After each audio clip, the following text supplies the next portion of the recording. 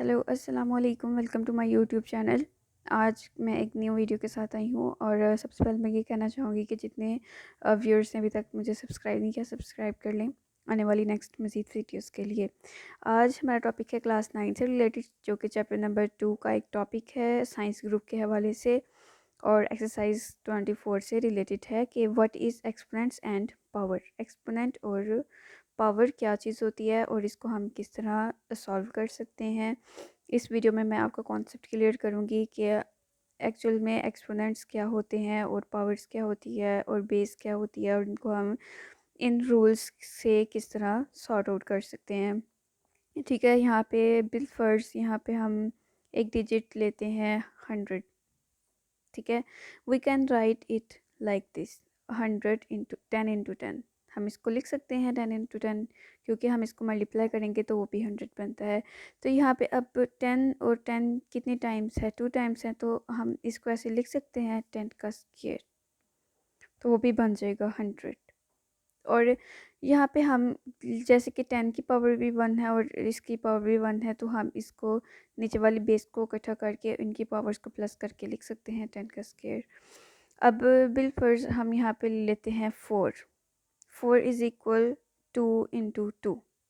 ठीक है, जब हम 2 और 2 की बेस सेम बेस ले लेते हैं और यहाँ पे इनकी पावर्स क्या है 1 1 1 × 1 इज़ इक्वल टू 2, तो 2 का स्क्वायर क्या होगा हमारे पास अगेन 4। ये जो चीज़ है ये हमारी इस रूल को, इस लॉ को सेटिस्फाइड करती है।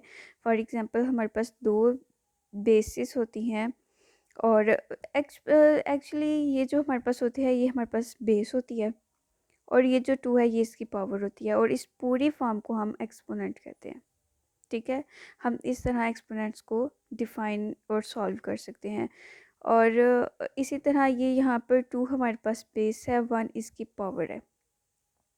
तो ये लॉ इसको डिफाइन करता है कि अगर दो बेसिस एक जैसी हों और वो मल्टीप्लाई हो रही हों तो उनकी जो पावर्स हैं वो ऊपर से प्लस होके उनका आंसर आ जाता है। ठीक है, इसी तरह नेक्स्ट है, अगर हमारे पास यहाँ पे हो, फॉर एग्ज़ाम्पल हम यहाँ पे ले लेते हैं 3 × स्क्वायर एंड इसका स्क्वायर ले लेते हैं हम 2। ठीक है, तो हम इसको 3 को हम इन दोनों को मल्टीप्लाई करके लिख सकते हैं 2 × 2 4। तो यहाँ पे 3 हमारे पास बेस है, 4 इसकी पावर है और ये इस पूरे को हम एक्सपोनेंट कहते हैं और इसको हम एक्सपोनेंशियल फॉर्म में इस तरह लिख सकते हैं। और मज़ीद जो हमारे नेक्स्ट 2.4 के क्वेश्चंस हैं वो इन्हीं रूल्स से सॉल्व होंगे, तो काइंडली इसको गौर से देखिएगा, समझिएगा। ये सेकंड लॉ है। थर्ड लॉ है कि अगर हमारे पास यहाँ पे ए बी की पावर n है और यहाँ पर जो है हमारे पास बेसिस दोनों डिफरेंट हैं। फॉर एग्ज़ाम्पल यहाँ पर हम लिख सकते हैं 3 स्क्वायर और मल्टीप्लाई ये हो रहा है 2 स्क्वायर के साथ। ठीक है, तो यहाँ पर चूंकि हमारे पास बेसिस सेम है और इनकी पावर्स डिफरेंट हैं, तो जैसे हम इनको इकट्ठा करके लिख सकते हैं, लाइक हम यहाँ पे लिखेंगे 3 × 2 और इनकी पावर जो कि सेम है तो वो इसको हम इस तरह लिख सकते हैं, जो कि आ जाएगा हमारे पास 6 का square which is equal to 6 का स्क्वायर क्या होता है 36। ठीक है, ठीक है, इसी तरह ये जो है हमारे इस रूल को सेटिस्फाई करता है, इस लॉ को सेटिस्फाई करता है कि अगर हमारे पास बेसिस डिफरेंट हो लेकिन उनकी पावर्स सेम हो तो हम उनकी पावर्स को कॉमन लेके नीचे वाली बेसिस को मल्टीप्लाई करके उनको सॉर्ट आउट कर सकते हैं। इसी तरह आ जाता है कि अगर कोई चीज़ हमारे पास मल्टीप्लाई हो डिवाइड हो रही होती है, फॉर एग्ज़ाम्पल हमारे पास दो डिफरेंट बेसिस होती हैं, लाइक हम यहाँ पर ले लेते हैं 2 स्क्वायर ओवर 3 स्क्वायर। तो चूँकि यहाँ पर इन दोनों की पावर सेम है लेकिन बेसिस डिफरेंट है, तो हम ऐसा कर सकते हैं ना कि 2/3 और यहाँ पर इनकी बेसिस को कॉमन लेके लिख सकते हैं। और इसको हम दोबारा भी एक्सपेंड अगर करना चाहें तो we can write it again like that 2 का स्क्वायर ओवर 3 का स्क्वायर, चूँकि ये सेम दोबारा उसी फॉर्म में आ जाता है, तो यहाँ पर हम इसको सिर्फ एक क्लोज फॉर्म में लिखते हैं।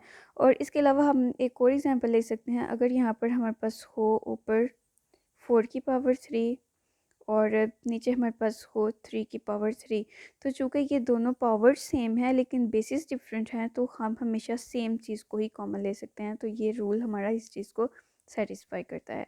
उसके बाद आ जाता है हमारे पास नेक्स्ट रूल।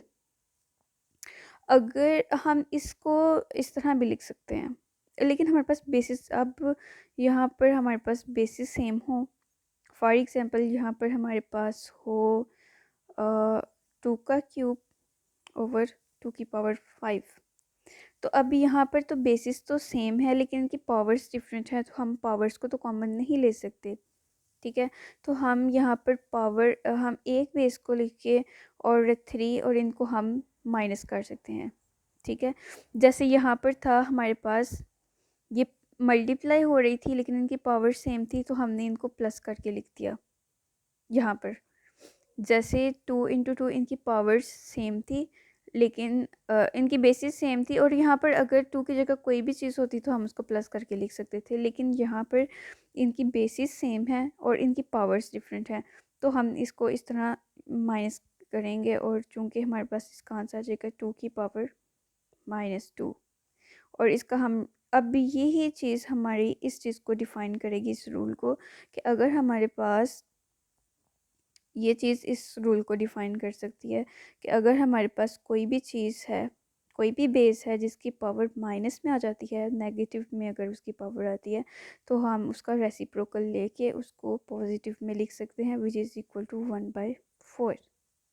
ठीक है, अब ये चीज़, इसके अलावा कोई भी ऐसा हमारे पास वैल्यू हो सकती है, लाइक 3 की पावर -5, तो हम इसको नीचे जाके इसका रेसिप्रोकल लेंगे तो वो हमारे पास उसका आंसर आ जाता है।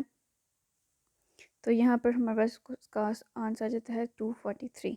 ठीक है, हम इसको ये भी हम इसका आंसर मान सकते हैं, लेकिन अगर हम इसको मज़ीद एक्सपेंड करेंगे नेक्स्ट एक्सरसाइज में तो हम इसको यूँ भी लिख सकते हैं। उसके बाद हमारे पास ये रूल आ जाता है x0 = 1। फॉर एग्ज़ाम्पल अगर किसी भी चीज़ की वैल्यू, अगर 3 की वैल्यू ऊपर 0 है तो विच इज़ इक्वल टू 1। अगर किसी भी चीज़ की वैल्यू, किसी भी चीज़ की पावर अगर हमारे पास 0 होती है तो उसको हम 1 कह सकते हैं। फॉर एग्ज़ाम्पल यहाँ पर हमारे पास 100 का पावर 0 है तो विच इज़ इक्वल टू 1। ये इस लॉ को डिफ़ाइन करता है।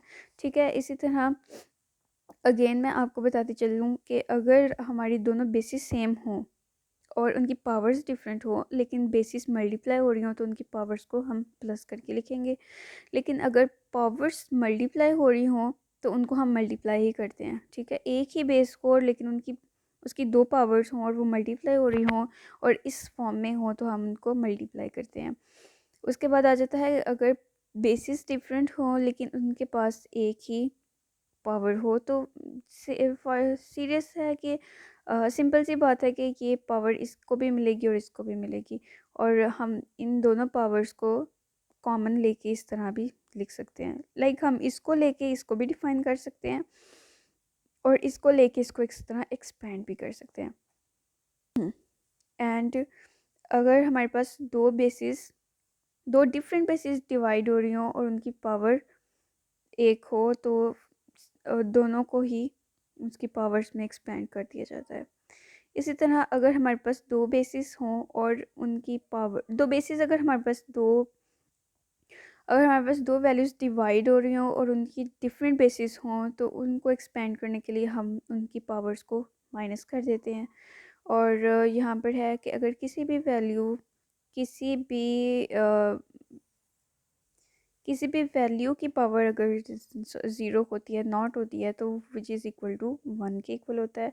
और अगर कोई भी वैल्यू अगर किसी भी बेस के ऊपर साइन या उसकी पावर जो है वो नेगेटिव में आती है, तो उसको हम एक्सपेंड करने के लिए उसका रेसिप्रोकल ले लेते हैं, जो कि वो नीचे जाके डिवाइड हो जाती है और पॉजिटिव हो जाती है। Thanks for watching.